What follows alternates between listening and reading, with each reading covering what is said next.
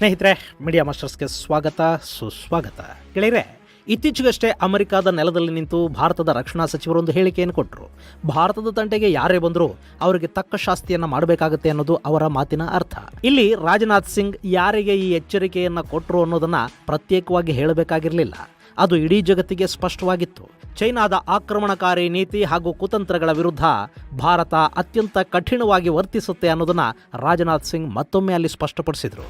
ಇನ್ನು ಭಾರತದ ಈ ಎಚ್ಚರಿಕೆ ಇದೆಯಲ್ಲ, ಅದನ್ನ ಭಾರತ ಬಾಯ್ಬಿಟ್ಟು ಹೇಳಬೇಕಾದ ಅಗತ್ಯನೂ ಚೈನಾಗಿರಲಿಲ್ಲ. ಕಳೆದ 2 ವರ್ಷಗಳಲ್ಲಿ ಭಾರತ ಮತ್ತು ಚೈನಾದ ಗಡಿಯಲ್ಲಿ ನಡೆದ ಘಟನೆಗಳು ಭಾರತದ ಶಕ್ತಿ ಏನು ಅನ್ನೋದನ್ನ ಚೈನಾಗೆ ಮನವರಿಕೆ ಮಾಡಿಕೊಟ್ಟಿವೆ. ಇದೇ ವಿಚಾರವನ್ನು ಗಮನದಲ್ಲಿಟ್ಟುಕೊಂಡೇ ರಾಜನಾಥ್ ಸಿಂಗ್ ಚೈನಾಗೆ ಎಚ್ಚರಿಕೆಯನ್ನು ಕೂಡ ಕೊಟ್ಟಿದ್ದಾರೆ. ಇದು ಅಂತಾರಾಷ್ಟ್ರೀಯ ಮಟ್ಟದಲ್ಲಿ ಭಾರಿ ಚರ್ಚೆಗೆ ಗ್ರಾಸವಾಯಿತು. ಭಾರತದ ಬಗ್ಗೆ ಪಾಶ್ಚಿಮಾತ್ಯ ಜಗತ್ತು ಹೆಮ್ಮೆಯಿಂದ ನೋಡೋದಕ್ಕೆ ಕೂಡ ಕಾರಣವಾಯಿತು. ಹಾಗಾದ್ರೆ ಭಾರತ ಚೈನಾಗೆ ಇಷ್ಟೊಂದು ಗಟ್ಟಿ ದನಿಯಲ್ಲಿ ಎಚ್ಚರಿಕೆ ಕೊಡ್ತಾ ಇರೋದು ಯಾಕೆ? ಭಾರತಕ್ಕೆ ಈ ಮಟ್ಟದ ಧೈರ್ಯವನ್ನ ತಂದ ಆ ಘಟನೆಗಳು ಯಾವುವು ಅನ್ನೋ ಬಗ್ಗೆ ಒಂದಷ್ಟು ಇಲ್ಲಿ ಗಮನ ಹರಿಸುವ ಪ್ರಯತ್ನ ಮಾಡೋಣ.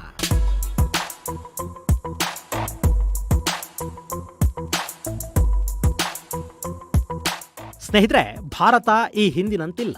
ಭಾರತ ಬದಲಾಗ್ತಾ ಇದೆ. ಹಾಗಂತ ಹೇಳಿದ ಕೂಡಲೇ ಒಂದಷ್ಟು ಜನ ಜಗಳಕ್ಕೆ ಬಂದುಬಿಡ್ತಾರೆ. ಭಾರತ ಬದಲಾಗ್ತಿದೆ ಅಂದ ಕೂಡಲೇ ಯಾವುದೋ ಸರ್ಕಾರದ ಬಾವುಟ ಹಿಡಿತಿದ್ದಾರೇನೋ ಅನ್ನೋ ಥರ ಮಾತಾಡೋದಕ್ಕೆ ಶುರು ಮಾಡ್ತಾರೆ. ಆದರೆ ನಮಗೆ ಒಂದು ವಿಷಯ ಇಲ್ಲಿ ಸ್ಪಷ್ಟವಾಗಿ ಗೊತ್ತಿರಬೇಕು. ಕಾಲ ಉರುಳಿದ ಹಾಗೆ ಪ್ರತಿಯೊಂದು ಬದಲಾಗುತ್ತೆ.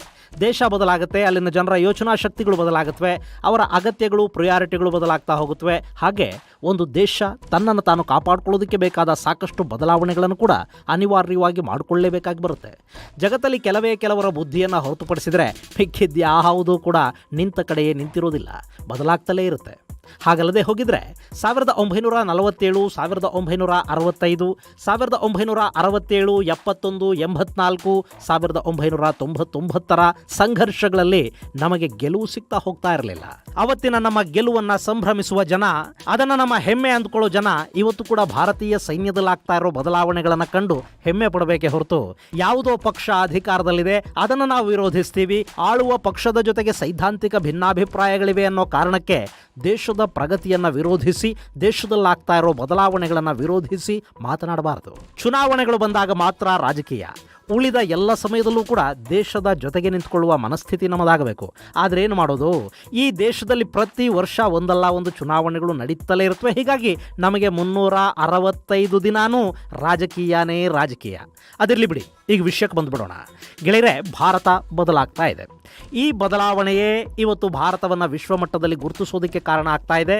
ಭಾರತ ಎಲ್ಲ ರೀತಿಯಲ್ಲೂ ಕೂಡ ಡಿಫೆನ್ಸಿವ್ ಮೋಡ್ನಿಂದ ಅಫೆನ್ಸಿವ್ ಮೋಡ್ನತ್ತ ಹೆಜ್ಜೆ ಹಾಕೋದಕ್ಕೆ ಶುರು ಮಾಡಿದೆ. ಅದರಲ್ಲೂ ಭಾರತೀಯ ಸೇನೆಯಂತೂ ಮುಟ್ಟಿದರೆ ಸುಟ್ಟೇ ಬಿಡ್ತೀವಿ ಅನ್ನೋಷ್ಟು ಬದಲಾಗಿ ಹೋಗಿದೆ.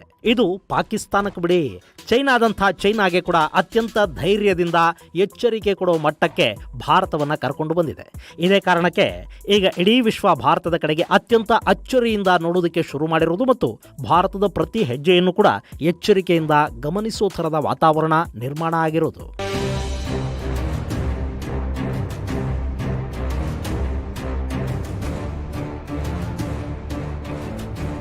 ಗೆಳೆಯರೆ, 2020 ಅನ್ನೋದು ಇಡೀ ಜಗತ್ತಿಗೆ ಸಂಕಷ್ಟವನ್ನು ತಂದಿಟ್ಟು ವರ್ಷ.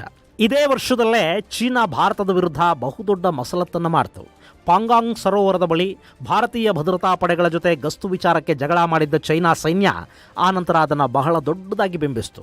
ಚೈನಾದ ಮಾಧ್ಯಮಗಳು 1962 ಭಾರತದ ಸೋಲನ್ನು ನೆನಪಿಸುವ ವರದಿಗಳನ್ನು ಪದೇ ಪದೇ ಪ್ರಕಟಿಸುವ ಮೂಲಕ ಭಾರತ ಚೀನಾಕ್ಕೆ ಯಾವುದೇ ರೀತಿಯಲ್ಲೂ ಸರಿಸಮ ಅಲ್ಲ ಅಂತ ಘಂಟಾಘೋಷವಾಗಿ ಹೇಳೋದಕ್ಕೆ ಶುರು ಮಾಡಿದ್ವು. ಆದರೆ ಭಾರತ ಮಾತ್ರ ಈ ಬಾರಿ ಚೈನಾಗೆ ಸರಿಯಾದ ಪಾಠ ಕಲಿಸೋದಕ್ಕೆ ಸಿದ್ಧವಾಗಿ ನಿಂತುಕೊಳ್ತು.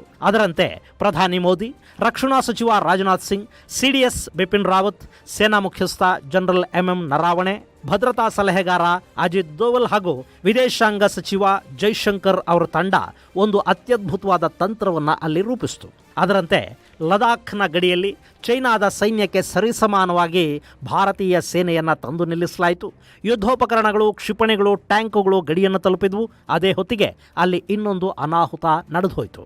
ಅದೇ ಗಲ್ವಾನ್ ವ್ಯಾಲಿ ಸಂಘರ್ಷ. ಗಲ್ವಾನ್ ವ್ಯಾಲಿ ಸಂಘರ್ಷದಲ್ಲಿ ಭಾರತೀಯ ಪಡೆಯ ಬಿಹಾರ್ ರೆಜಿಮೆಂಟ್ನ 20 ಮಂದಿ ವೀರಪುತ್ರರನ್ನ ಭಾರತ ಕಳ್ಕೋಬೇಕಾಗಿ ಬಂತು. ಕರ್ನಲ್ ಸಂತೋಷ್ ಬಾಬು ಹಾಗೂ ಇನ್ನಿತರರ ಪ್ರಾಣತ್ಯಾಗ ಅಲ್ಲವತ್ತು ಗಡಿ ರಕ್ಷಣೆಯ ವಿಷಯದಲ್ಲಿ ಭಾರತ ಎಷ್ಟು ಕಠಿಣವಾಗಿರುತ್ತೆ ಅನ್ನೋದನ್ನ ಇಡೀ ಜಗತ್ತಿಗೆ ಸಾರಿ ಹೇಳಿತು. ಚೀನಾ ತನ್ನ ಕಡೆ ಯಾವುದೇ ಸಾವು ನೋವು ಸಂಭವಿಸಿಲ್ಲ ಅಂತ ಬೊಬ್ಬೆ ಹೊಡೆದ್ರೂ ಕೂಡ ಭಾರತಕ್ಕಿಂತಲೂ ಡಬ್ಬಲ್ ಸಂಖ್ಯೆಯಲ್ಲಿ ಚೈನಾ ಸೈನಿಕರನ್ನ ಭಾರತೀಯ ಪಡೆಗಳು ಬಡಿದು ಹಾಕಿದ್ವು ಅನ್ನೋ ವಿಷಯ ಅಮೆರಿಕದ ಬೇಹುಗಾರಿಕಾ ಮೂಲಗಳಿಂದ ಹೊರಬಿತ್ತು. ಅಷ್ಟೇ ಅಲ್ಲ, ಭಾರತವನ್ನು ಮುಟ್ಟಿದ್ರೆ ಭಯಾನಕ ಪ್ರಮಾಣದಲ್ಲಿ ಹೊಡೆತ ತಿನ್ನಬೇಕಾಗುತ್ತೆ ಅನ್ನೋದನ್ನ ಚೈನಾಗೆ ಅರ್ಥ ಮಾಡಿಸಿದ ಸಂಘರ್ಷ ಅದು. ಆದರೆ ಅದು ಚೈನಾ, ಅದರ ಬಾಲಕ್ಕೆ ದಬ್ಬೆ ಕಟ್ಟೋದಕ್ಕೆ ಯಾರಿಂದ ಸಾಧ್ಯ? ಅಷ್ಟೇ ಅಲ್ಲ, ಭಾರತಕ್ಕಿಂತ ತಾನು ಅತ್ಯಂತ ಶಕ್ತಿಶಾಲಿ ಅಂತ ಬಿಂಬಿಸ್ಕೊಳ್ತಾ ಇದ್ದ, ವಿಶ್ವದ ಅತಿದೊಡ್ಡ ಶಕ್ತಿಯಾಗಿ ಬೆಳೀತಾ ಇದ್ದೀನಿ ಅಂತ ತನ್ನ ದೇಶದ ಜನಕ್ಕೆ ಹೇಳ್ಕೊಳ್ತಾ ಇದ್ದ ಚೈನಾಗೆ ಭಾರತೀಯ ಯೋಧರ ಕೈಯಲ್ಲಿ ತನ್ನ 40ಕ್ಕೂ ಹೆಚ್ಚು ಸೈನಿಕರು ಸಾವಿಗೀಡಾದರು ಅನ್ನೋದನ್ನ ಜೀರ್ಣ ಮಾಡ್ಕೊಳ್ಳೋದಕ್ಕೆ ಸಾಧ್ಯ ಆಗಲಿಲ್ಲ. ಅಷ್ಟೇ ಅಲ್ಲ, ಅಲ್ಲಿನ ಜನರಲ್ಲಿ ಚೈನಾ ಸರ್ಕಾರದ ವಿರುದ್ಧ ಒಂದು ಅಸಮಾಧಾನ, ಅಪನಂಬಿಕೆಗಳು ಹುಟ್ಕೊಳ್ತವಲ್ಲ, ಅದನ್ನು ತಣಿಸೋದು ಹೇಗೆ? ಹೀಗಾಗಿ ಚೈನಾ ಭಾರತದ ವಿಷಯದಲ್ಲಿ ಮತ್ತಷ್ಟು ಅಗ್ರೆಸಿವ್ ಆಯಿತು. ಭಾರತದ ವಾಯುಪಡೆ ವಿರುದ್ಧ ರಷ್ಯಾದ S-400 ಏರ್ ಡಿಫೆನ್ಸ್ ಸಿಸ್ಟಮ್ ಅನ್ನು ತಂದು ನಿಲ್ಲಿಸ್ತು.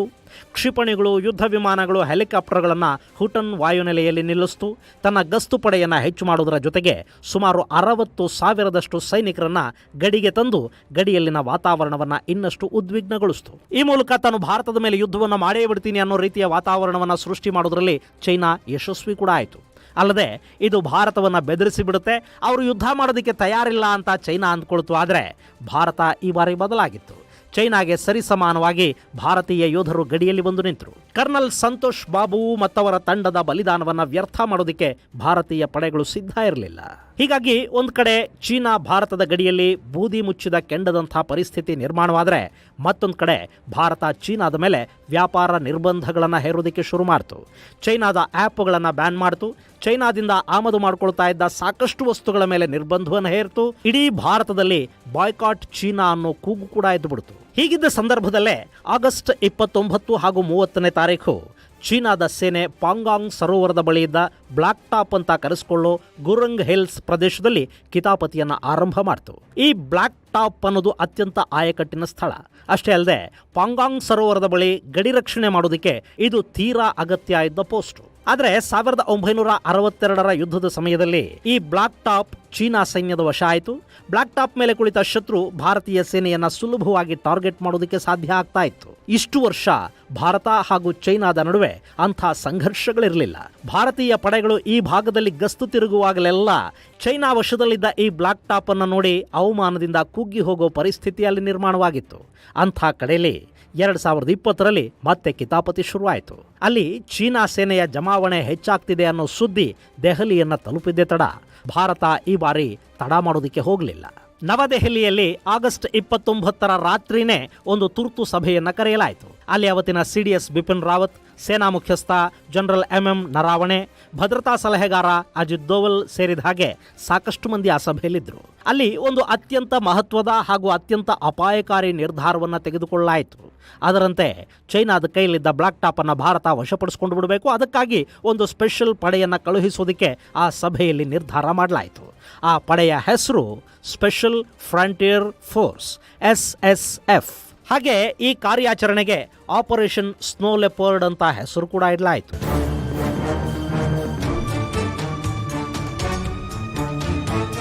ಗೆಳೆಯರೆ, ಈ SSF ಇದೆಯಲ್ಲ, ಇದರ ಬಗ್ಗೆ ಈ ಹಿಂದೆನೇ ನಿಮಗೆ ಸಾಕಷ್ಟು ಮಾಹಿತಿಯನ್ನು ಕೊಟ್ಟಿರೋದ್ರಿಂದ ನಾನು ಅದರ ಬಗ್ಗೆ ಇಲ್ಲಿ ಹೆಚ್ಚು ಹೇಳೋದಕ್ಕೆ ಹೋಗೋದಿಲ್ಲ.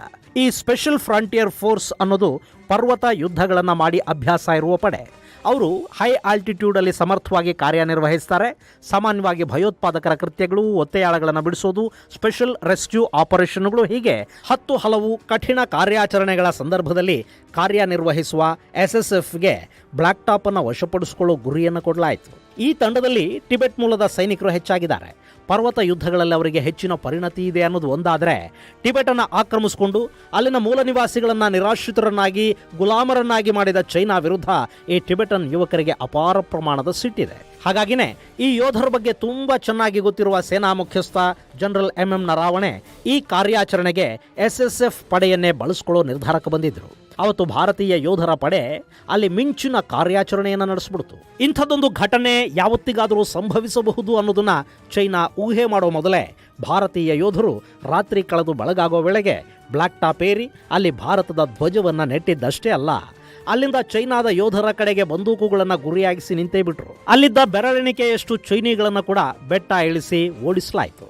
ಬರೀ ಬ್ಲಾಕ್ ಟಾಪ್ ಒಂದೇ ಅಲ್ಲ, ಅದರ ಪಕ್ಕದಲ್ಲೇ ಇರೋ ಹೆಲ್ಮೆಟ್ ಪೋಸ್ಟನ್ನು ಕೂಡ ಭಾರತೀಯ ಪಡೆಗಳು ವಶಪಡಿಸಿಕೊಂಡು 4,500 ಮೀಟರ್ನಷ್ಟು ಎತ್ತರದ ಶಿಖರದ ಮೇಲೆ ಈಗ ಭಾರತೀಯ ಯೋಧರು ಬಂದು ಕೂತಿದ್ರು.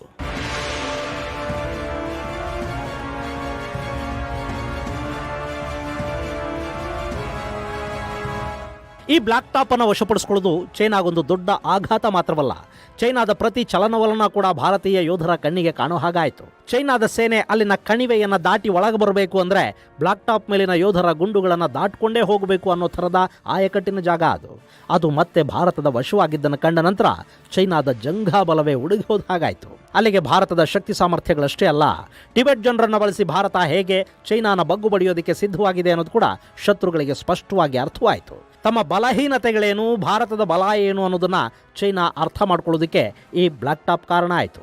ಈ ಘಟನೆಯ ನಂತರ ಚೈನಾ ಮತ್ತಿನ್ಯಾವುದೇ ಆಕ್ರಮಣಕಾರಿ ಹೆಜ್ಜೆಯನ್ನು ಇಡೋದಕ್ಕೆ ಹೋಗಲಿಲ್ಲ.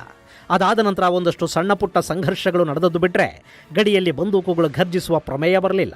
ಇನ್ನು ಈ ಬ್ಲಾಕ್ ಟಾಪ್ ಮೇಲೆ ಕೂತಿದ್ರಲ್ಲ ಚೈನಾದ ಸೈನಿಕರು, ಅವರು ಯಾವುದೇ ಕಾರಣಕ್ಕೂ ಶತ್ರುಗಳು ಬೆಟ್ಟವನ್ನು ಹತ್ತಿ ಬರಬಾರದು ಅನ್ನೋ ಕಾರಣಕ್ಕೆ ಭಾರತದ ಭಾಗದಲ್ಲಿ ಸಾಕಷ್ಟು ಲ್ಯಾಂಡ್ ಮೈನ್ಗಳನ್ನು ಕೂಡ ಇರಿಸಿದ್ರು. ಈ ಬೆಟ್ಟವನ್ನು ಆಕ್ರಮಿಸಿಕೊಳ್ಳುವ ಸಂದರ್ಭದಲ್ಲಿ ಫಿಂಗರ್ 4 ಬಳಿ ಚೈನಾ ಸೈನಿಕರು ಇರಿಸಿದ್ದ ಲ್ಯಾಂಡ್ ಮೈನ್ ಸ್ಫೋಟಗೊಂಡು ವೀರ ಯೋಧ ನಯೀಮ್ ತೆನ್ಜಿನ್ ರನ್ನ ಭಾರತ ಕಳ್ಕೋಬೇಕಾಗಿ ಬಂತು. ತೆನ್ಜಿನ್ ಅವತ್ತು ಚೈನೀಯರನ್ನ ಓಡಿಸಿದ್ದ SSF ತಂಡದ ಕಂಪನಿ ಕಮಾಂಡರ್ ಆಗಿದ್ರು. ಅಲ್ಲಿಗೆ ಭಾರತದ ನೆಲವನ್ನ ಕಾಪಾಡೋ ನಿಟ್ಟಲ್ಲಿ ಟಿಬೆಟ್ನ ಯೋಧನೊಬ್ಬ ತನ್ನ ಪ್ರಾಣಾರ್ಪಣೆ ಮಾಡಿದ ಹಾಗಾಯಿತು.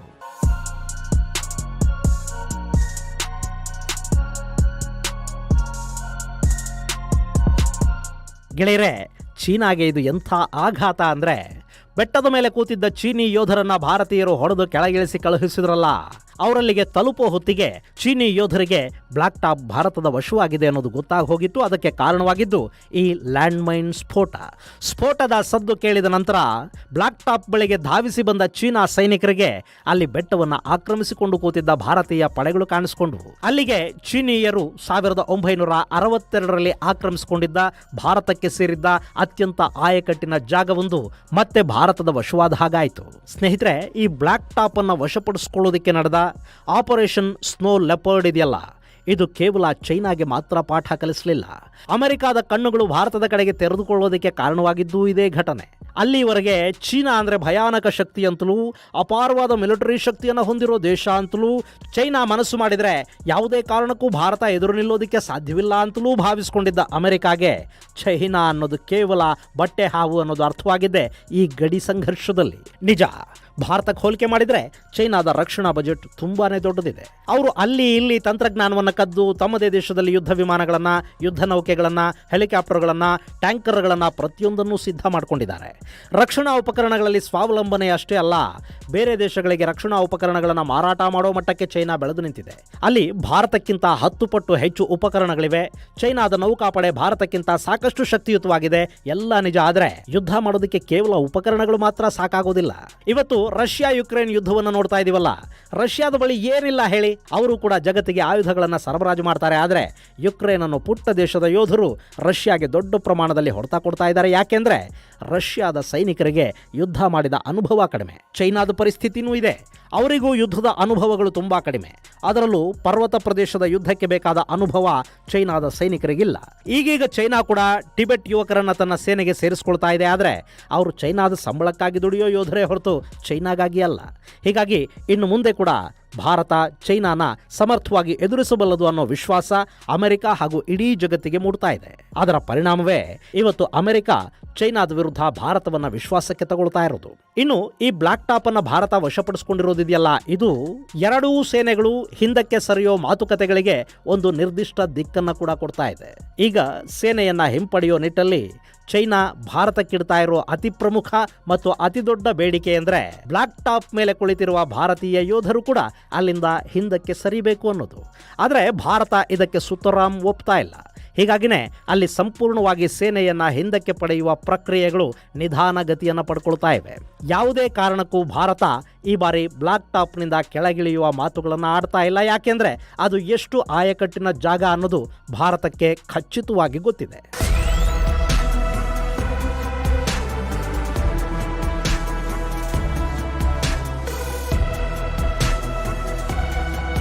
ಇನ್ನು ಈ ಆಪರೇಷನ್ ಸ್ನೋ ಲೆಪರ್ಡ್ ಇದೆಯಲ್ಲ, ಇಂಥ ಸಾಕಷ್ಟು ಕಾರ್ಯಾಚರಣೆಗಳನ್ನು ಭಾರತ ಸ್ವಾತಂತ್ರ್ಯ ಬಂದ ದಿನಗಳಿಂದಲೂ ನಡೆಸ್ತಲೇ ಬರ್ತಾ ಇದೆ. ಇದೇನು ದೊಡ್ಡ ಸಾಧನೆ ಅಂತಲ್ಲ. ಅವತ್ತು ಇವತ್ತು ಕೂಡ ಗಡಿಯನ್ನು ಕಾಪಾಡೋದು ನಮ್ಮ ಯೋಧರೇ ಹೊರತು ದೆಹಲಿಯಲ್ಲಿ ಕುಳಿತ ರಾಜಕಾರಣಿಗಳಲ್ಲ. ಆದರೆ ಆ ಯೋಧರಿಗೆ ಬೇಕಾದ ಎಲ್ಲ ಅಗತ್ಯಗಳನ್ನು ಪೂರೈಸುವ ಕೆಲಸವನ್ನು ದೆಹಲಿಯಲ್ಲಿ ಕುಳಿತ ಸರ್ಕಾರಗಳೇ ಮಾಡಬೇಕು. ಇಕ್ಕಟ್ಟಿನ ಸಂದರ್ಭಗಳಲ್ಲಿ ತಕ್ಷಣದ ನಿರ್ಧಾರವನ್ನು ತಗೊಳ್ಳೋದಕ್ಕೆ ಯಾವ ಕಾರಣಕ್ಕೂ ತಡ ಮಾಡಬಾರದು ಮತ್ತು ಪ್ರತಿಯೊಂದು ದೆಹಲಿಯನ್ನು ಕೇಳಿ ಮಾಡಬೇಕು ಅನ್ನುವ ಸಂದಿಗ್ಧ ಹಾಗೂ ಇಕ್ಕಟ್ಟಿನ ಸ್ಥಿತಿ ಗಡಿಯಲ್ಲಿ ನಿಂತ ಸೈನಿಕನಿಗೆ ಯಾವುದೇ ಕಾರಣಕ್ಕೂ ಬರಬಾರದು. ಹಾರಿಸಿದ ಗುಂಡುಗಳ ಲೆಕ್ಕವನ್ನು ಸೈನಿಕನಿಂದ ಕೇಳುವಂಥ ಪರಿಸ್ಥಿತಿ ಇರಬಾರದು. ಅವರಿಗೂ ಒಂದಷ್ಟು ಸ್ವಾತಂತ್ರ್ಯ ಮಾಡಿ ನಾವು ನೋಡ್ಕೋತೀವಿ ಅನ್ನೋ ಭರವಸೆ, ತೀವ್ರಗತಿಯ ನಿರ್ಧಾರಗಳು, ಅಗತ್ಯಗಳನ್ನು ಪೂರೈಸೋ ಕೆಲಸ ಇಷ್ಟು ಮಾಡಿಬಿಟ್ರೆ ನಮ್ಮ ಸೈನಿಕರನ್ನು ಮುಟ್ಟೋದಿಕ್ಕಾದರೂ ಇನ್ಯಾರಿಗೆ ಸಾಧ್ಯವಾದೀತು ಹೇಳಿ? ಭಾರತದ ಬಾವುಟವನ್ನಲ್ಲ, ಅದರ ನೆರಳನ್ನು ತಾಕುವ ಧೈರ್ಯ ಕೂಡ ಯಾರಿಗೂ ಬರುವುದಿಲ್ಲ. ಆ ನಿಟ್ಟಲ್ಲಿ ಕೂಡ ಭಾರತ ಈಗೀಗ ಬದಲಾಗ್ತಾ ಇದೆ. ಭಾರತದ ಈ ತೀವ್ರ ಪ್ರತಿಕ್ರಿಯೆಯ ಪರಿಣಾಮನೇ ಚೈನಾ ಇವತ್ತು ಭಾರತದ ವಿರುದ್ಧ ಯುದ್ಧಕ್ಕೆ, ದಾಳಿಗೆ ಹಿಂಜರಿತಾ ಇದೆ. ಭಾರತದ ಗಡಿಗಳಲ್ಲಿ ಹಳ್ಳಿಗಳನ್ನು ನಿರ್ಮಾಣ ಮಾಡಿ ಡ್ಯೂಯಲ್ ವಿಲೇಜ್ಗಳನ್ನು ಸ್ಥಾಪಿಸಿಕೊಳ್ತಾ ಒಂದು ಅವಕಾಶಕ್ಕಾಗಿ, ಸಮಯಕ್ಕಾಗಿ ಕಾಯ್ತಾ ಇದೆ ಚೈನಾ ಅನ್ನೋದು ಅಂತಾರಾಷ್ಟ್ರೀಯ ತಜ್ಞರ ಅಭಿಮತ. ಇದು ಗೊತ್ತಿರೋದ್ರಿಂದಲೇ ಮೊನ್ನೆ ಅಮೆರಿಕಾದ ನೆಲದಲ್ಲಿ ನಿಂತು ರಾಜನಾಥ್ ಸಿಂಗ್ ಚೈನಾದ ವಿರುದ್ಧ ಗುಡುಗಿದ್ದಾರೆ. ಭಾರತದತ್ತ ಕಣ್ಣೆತ್ತಿ ನೋಡಿದರೆ ಅದು ಯಾರೇ ಆದರೂ ಕಣ್ಣು ಕಿತ್ತು ಬಿಡ್ತೀವಿ ಅನ್ನೋ ಪರೋಕ್ಷ ಎಚ್ಚರಿಕೆಯನ್ನು ಕೊಟ್ಟಿದ್ದಾರೆ. ಇನ್ನೊಂದು ಕಡೆ ಅಮೆರಿಕಾನು ಕೂಡ ಭಾರತ ಏನು ಸುಮ್ಮನೆ ಬಿಡ್ತಾ ಇಲ್ಲ. ಭಾರತದಲ್ಲಿ ಮಾನವ ಹಕ್ಕುಗಳ ಉಲ್ಲಂಘನೆಯ ಬಗ್ಗೆ ಅಮೆರಿಕ ತೀಕ್ಷ್ಣವಾಗಿ ಗಮನ ಹರಿಸ್ತಾ ಇದೆ ಅಂತ ಹೇಳಿದ ಅಮೆರಿಕ ವಿದೇಶಾಂಗ ಸಚಿವನಿಗೆ ಅದೇ ಭಾಷೆಯಲ್ಲಿ ಮೊನ್ನೆ ಭಾರತ ಉತ್ತರ ಕೊಟ್ಟಿರೋದನ್ನು ನೀವು ಕೇಳಿರಬೇಕು. ಭಾರತ ಕೂಡ ಅಮೆರಿಕಾದಲ್ಲಿನ ಮಾನವ ಹಕ್ಕುಗಳ ಬಗ್ಗೆ ಅಷ್ಟೇ ಪ್ರಮಾಣದಲ್ಲಿ ಗಮನ ಹರಿಸ್ತಾ ಇದೆ. ನಮಗೆ ನಿಮ್ಮ ವೋಟ್ ಬ್ಯಾಂಕ್ ರಾಜಕಾರಣಗಳು, ತುಷ್ಟೀಕರಣಗಳ ಅರಿವಿದೆ ಅಂತ ಭಾರತದ ವಿದೇಶಾಂಗ ಸಚಿವ ಎಸ್ ಜೈಶಂಕರ್ ಮುಲಾಜಿಲ್ಲದೆ ಕಪಾಳಕ್ಕೆ ಹೊಡೆದಂಗೆ ಹೇಳಿದ್ದಾರೆ. ಅಂತಾರಾಷ್ಟ್ರೀಯ ಮಟ್ಟದಲ್ಲಿ ಭಾರತ ಯಾವತ್ತೂ ಈ ಥರದ ಪ್ರತಿಕ್ರಿಯೆಗಳನ್ನು ಇಷ್ಟು ಕಠಿಣ ಮಾತುಗಳಲ್ಲಿ ಕೊಟ್ಟಿತ್ತು ಹೇಳಿ? ಅದಕ್ಕೆ ಹೇಳಿದ್ದು ಭಾರತ ಬದಲಾಗ್ತಾ ಇದೆ. ಅದು ನಿಂತ ನೀರಾಗಿ ಉಳ್ಕೊಂಡಿಲ್ಲ.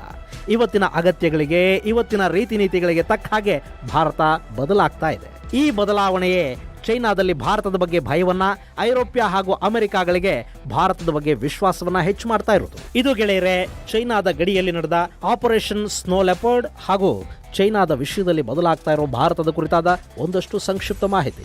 ಮುಂದಿನ ಸಂಚಿಕೆಯಲ್ಲಿ ಮತ್ತಷ್ಟು ವಿಶೇಷಗಳ ಜೊತೆ ಮತ್ತೆ ಭೇಟಿಯಾಗೋಣ. ಅಲ್ಲಿವರೆಗೆ ಜೈ ಹಿಂದ್, ಜೈ ಕರ್ನಾಟಕ.